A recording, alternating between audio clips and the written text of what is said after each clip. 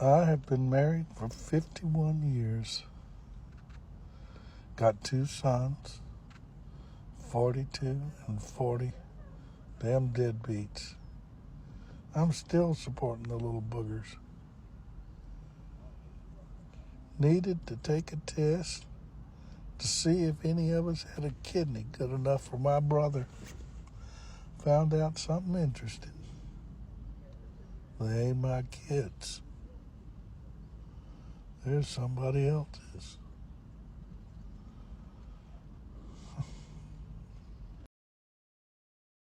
No, 1 in 3. It's 1 in 3 men are not the father. It's like 40%. 1 in 3. That's too many. Yeah, are not the father. 40% is what they said. That the last study said that 40% of men are raising children who are not theirs and they don't even know it. That breaks my heart.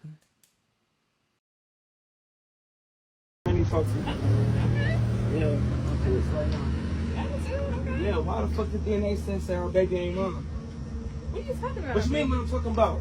I took a DNA test for our baby and the test came back saying the baby not mine. So who the fuck is the baby daddy? When did you take a DNA test for our Listen, don't worry about all that. So you been lying? You been keeping secrets? Oh my God, I couldn't even say, like, I don't know what to say. Like, that's not even. What you mean you don't know what to say? Tell me who's the fucking baby daddy. That's what you can tell me. Who's the fucking baby daddy? I mean, it's you. Stop playing with me, baby mama. The fucking test says I'm not the fucking baby daddy, so who's the fucking baby daddy? You playing, though. My landlord? The landlord? Are you serious? If you So you mean to tell me you fucking the landlord? I'm paying this man rent money and he fucking you on the side? I ain't got shit to say to you.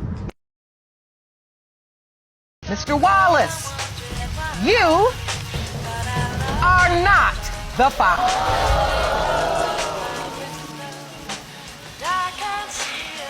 You all right? Mr. Wallace? Mr. Wallace, what are you feeling? You really thought you were?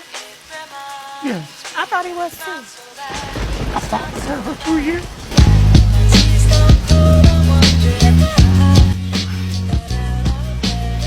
I feel bad for him if he really feels like Girl, no, be quiet. I do. Be quiet. Recently, I got an email from one of our members sharing his heartbreaking story. If you want to share your own story, become a member and share your story in the email given below. This heartbroken man messaged me saying, "All the men out there, take my message as a warning. Be cautious who you choose as a wife. Love can blind you. What happened to me can happen to anyone. I never thought I'd be writing something like this. I wasn't expecting to find out I'm not the father this way. Certainly not from a school project." This is the kind of pain no man sees coming. Betrayal hidden behind routine. A school project shattered his reality. Love isn't always safe. Sometimes it's a weapon handed to the wrong person. A few months back, my oldest daughter, Ava, came home with a school assignment. She's 12 now. Her class was working on some ancestry and heritage project, and part of it involved doing one of those DNA kits. Nothing major, right? Just a fun classroom activity. She was excited at first, until she got the results. I remember her standing in the hallway, holding the printed-out results in her little hands. She looked so confused, like she didn't understand what she'd just read. She said, "Daddy, it says we're not related. Is this wrong?" I felt like my heart stopped. I smiled. I told her not to worry. I told her maybe it was a mistake, and that we'd go take a proper test just to be sure. I held her hand, drove her to a real clinic, and got a full paternity test done. Deep down, I already knew what the result would be. And there it was. I wasn't her father.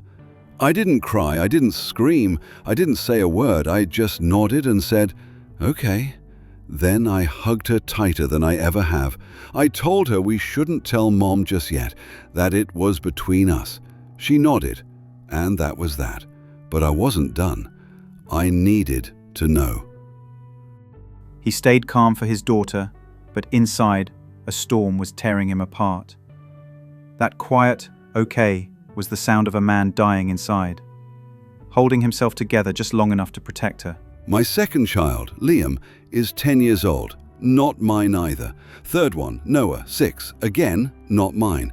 I couldn't bring myself to take the fourth. She's barely 3, too young to process any of this. I couldn't do it to her. I couldn't do it. That night, I laid awake staring at the ceiling for hours, just running through every birthday party, every bedtime story, every scraped knee I kissed better. All of it was real for me, every single moment. The next morning, I sat in my car outside the house for what felt like hours before walking in to confront my wife. She was doing laundry like nothing in the world was wrong. I asked her calmly, "Is there anything you want to tell me?" That kind of courage, it can break a man's spine.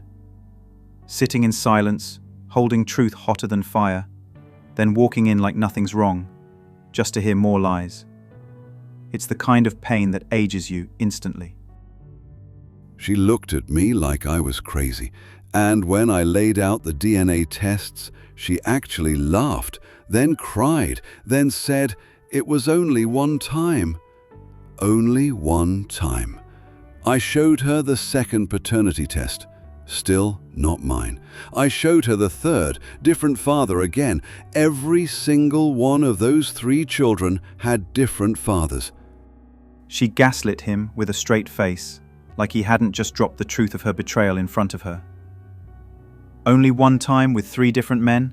That's not a mistake. That's a whole damn betrayal. It wasn't a one-time thing. It wasn't even an affair. It was a lifestyle, a secret second life. A years-long betrayal dressed up in smiles, meals, and bedtime stories. I couldn't yell. I couldn't even hate her right then. I just felt empty, hollow, numb. I left for a few days, got a hotel, sat in silence. I couldn't sleep. I couldn't eat. I stared at the ceiling in the dark. Just thinking, just hurting, just trying to breathe. All I could think about was the kids who called me Dad, the kids who ran to me every time I came home, the kids who never saw me as anything other than theirs.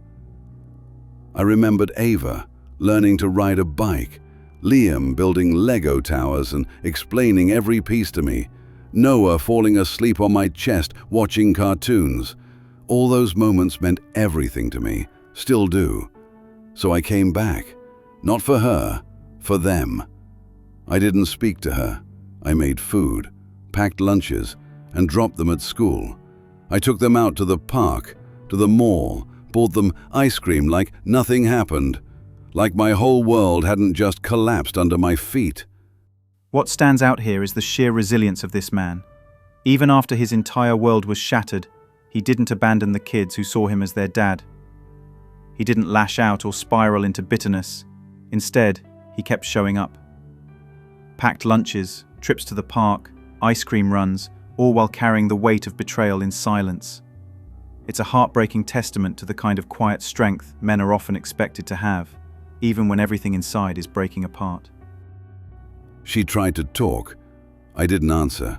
I couldn't. I'd look at her and feel 1,000 knives in my chest. The silence between us became louder than any screaming match could have been. Then 6 days ago, she left. No note, no explanation, nothing. She just left.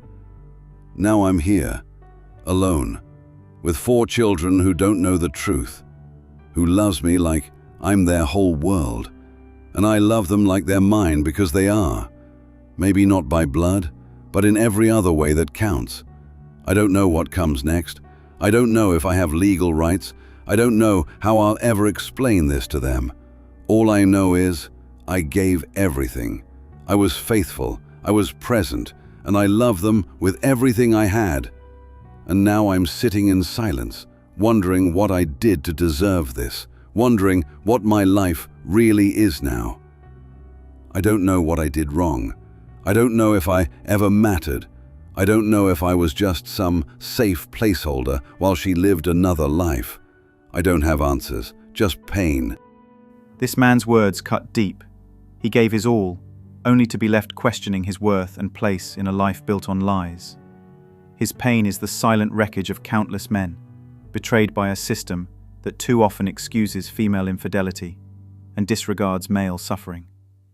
Feminism, while championing women's rights, has sometimes morphed into an ideology that undermines traditional family structures, promoting independence at the cost of commitment and loyalty.